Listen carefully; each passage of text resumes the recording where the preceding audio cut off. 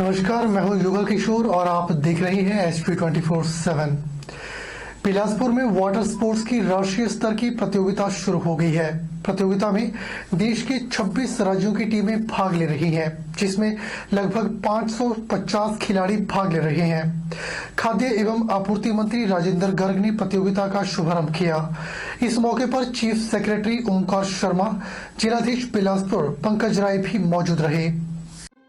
हालांकि इससे पहले बिलासपुर में राष्ट्रीय स्तर की प्रतियोगिता 2007 में हुई थी और 14 सालों के बाद फिर से 2021 में इस वाटर स्पोर्ट्स राष्ट्रीय स्तर की प्रतियोगिता का आयोजन किया जा रहा है, जिसको लेकर स्थानीय लोगों में भारी उत्साह नजर आ रहा है। हालांकि बीती रात से बरसात का दौर जारी रहा, जिसके चलते आज बरसात की रिमझिम फुहारों के बीच राष्ट्रीय स्तर की प्रतियोगिता शुरू हुई। इस प्रतियोगिता की वजह से बिलासपुर पर्यटन की दृष्टि से विकसित होगा और लोगों को रोजगार के साधन भी उपलब्ध होंगे, क्योंकि बिलासपुर में गोविंद सागर झील के किनारे पर्यटन की अपार संभावनाएं हैं।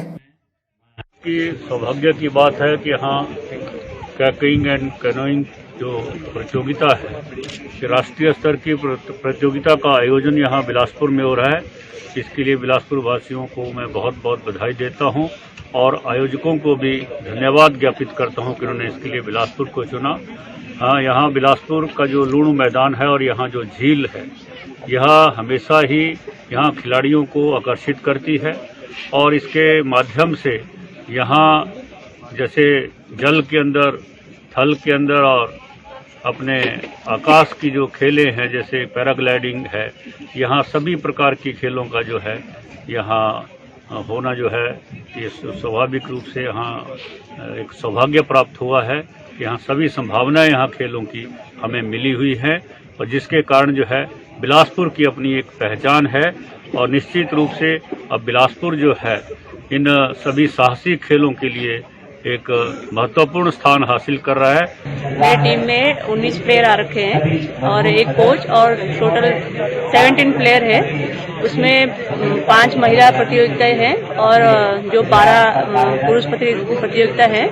और इसमें जो आज यहाँ पे स्प्रिंट और हाइकिंग का कंपटीशन हो रहा है, इसमें उत्तराखंड हिमाचल प्रदेश की जगह पे हो रहा है। बहुत अच्छा जगह है यहाँ पे आकर बहुत खुशी हुई है और कंपटीशन भी बहुत अच्छा, आज इनॉग्रेशन भी बहुत अच्छे तरीके से हुआ है और हमारे जो इवेंट्स है, सारे इवेंट्स में पार्टिसिपेट कर रहे हैं प्लेयर। मंडी लोकसभा सीट से भी भाजपा प्रत्याशी रिकॉर्ड मतों से विजयी होंगे।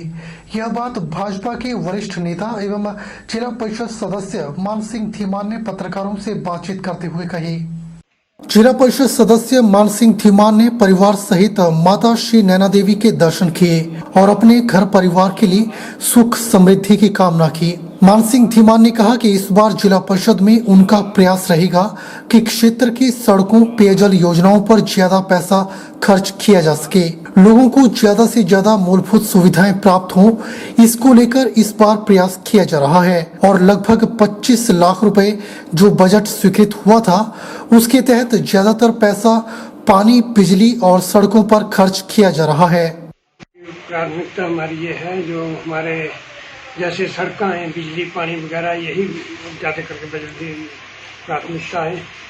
बाकी जितना भी मतलब हमारा बजट था, जो जिला परिषद में MP का बजट था 18,60,000 रुपया कुछ प्लस था। और इसके अलावा जो हमारा जो 25 लाख प्लस कुछ था मतलब बजट, जो हमारा ये 21-22 का बजट था, तो वो जो जितना भी था सभी पंचायतों में हमने जारी कर दिया है, क्योंकि उसमें ज़्यादा करके यही है जो बिजली, पानी और सड़कों के लिए पैसा दे दिया है। और जैसे ही पोर्टल पर पैसा पोर्टल पर चढ़ेगा तो पंचायतों को जो है वो वितरण हो जाएगा। जो जैसे देखो भी चुनाव में तो आप सब जानते हैं, समस्त जनता जानती है, जैसे अपने मंडी से जो हमारे भारतीय जनता पार्टी के जो अपने चुनाव लड़ रहे हैं, भारतीय जनता पार्टी और लाखों मतों से वहाँ मतलब विजय प्राप्त कर रही है।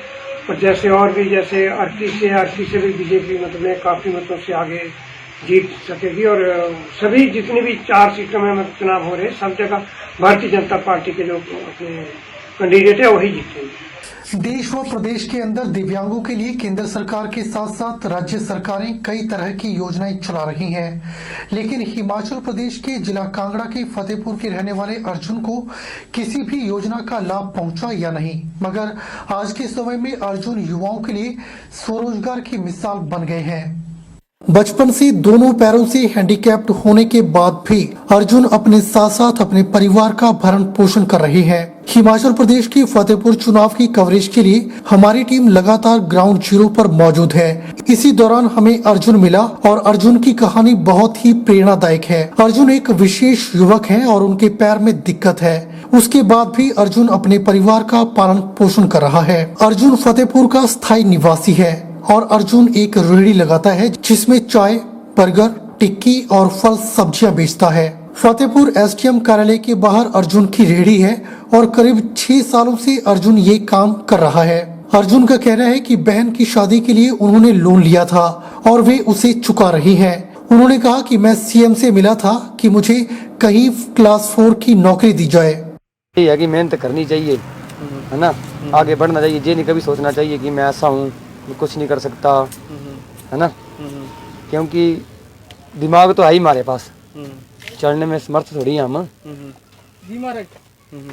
बाकी चलने में दिक्कत है लेकिन दिमाग है हमारे पास, है ना। भगवान ने दिमाग दिया हमें, यूज तो हमें ही करना है। हौसला दिया है हाँ जी, हाँ जी, सारा कुछ दिया है। ये तो सोच है अपनी अपनी। अभी आप मणि महेश भी जाके आए हैं, बता रहे थे आप। हाँ जी, हाँ जी। कहाँ कितनी बार गए हैं? सर मैं 5 बार जा चुका हूँ। कहाँ पर? मणि महेश में। अच्छा, हाँ जी। तो अब क्या सरकार से किस तरह की मदद जो है वे आप चाहते हैं कि आपको क्या मदद? सर मैं एक ही मदद मांगता हूँ कि मुझे कहीं भी 4th क्लास जॉब मिल जाए। हाँ जी। कांग्रेस के प्रदेश प्रवक्ता डॉक्टर राजेश शर्मा ने फतेहपुर में कहा कि फतेहपुर में जो भी विकास हुआ है वह सिर्फ स्वर्गीय सुजान सिंह पठानिया के कार्यकाल में हुआ है। शायद यही कारण है कि बीते 15 सालों से फतेहपुर में कांग्रेस का परचम लहराता रहा है। इनके वादों में ठगे गए, ये झूठे वादे करते हैं और एक झूठ को इतनी बार बोलते हैं कि आदमी को लगता है ये सच है। हमें इस बात सचेत होना है और इस इलेक्शन से फतेहपुर से ये संदेश जाना चाहिए कि हिमाचल प्रदेश में 2022 में कांग्रेस की सरकार आएगी और 2024 में राष्ट्रीय स्तर पर कांग्रेस की सरकार आएगी। मैं संदेश कौन दिया? फतेहपुर की जनता। और फतेहपुर की जनता मैं समझता हूं समझदार है। मैं तो पहले बोल रहा हूं ये झूठ बोलते हैं। इसमें आपकी बात है, शायद मुख्यमंत्री जी की और प्रत्याशी की आपस में बात नहीं होगी, हमने मिलकर झूठ क्या बोलना है। ये दोनों अलग अलग झूठ बोल रहे हैं, तो उनको समझदारी करके एक कमरे पर बैठ के बात कर लेनी चाहिए कि हम क्या झूठने बोलने जा रहे हैं जनता के आगे। पर मेरा मानना है कि सुजान सिंह पठानिया जी के समय मैंने इस ब्लॉक में नौकरी भी करी है। 1990 में स्थितियां कुछ और थी, 2020 में स्थितियां कुछ और है। विकास हुआ है, पर पिछले 4 सालों में जो राज साहब ने स्कीमें दी थी, जो सुजान सिंह पठानिया ने कार्य शुरू करे थे, उनको आगे नहीं बढ़ाया गया है, तो इस गवर्नमेंट की वो नाकामी है। बुलेटिन में फिलहाल वक्त हो चला है एक छोटे से ब्रेक का। ब्रेक के बाद तुरंत हाजिर होते हैं।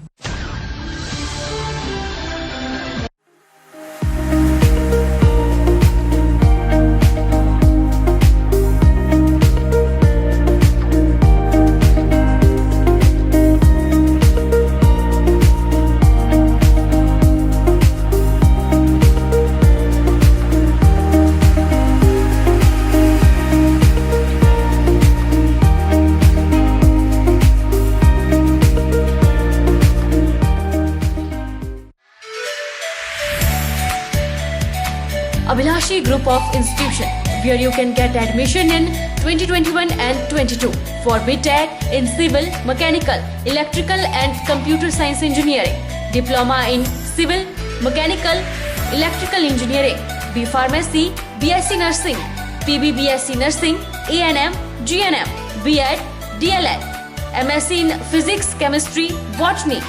For detailed inquiry, please contact Abhilashi Group of Institution, near Chowk, Tehsil Bal, District Mandi, Himachal Pradesh.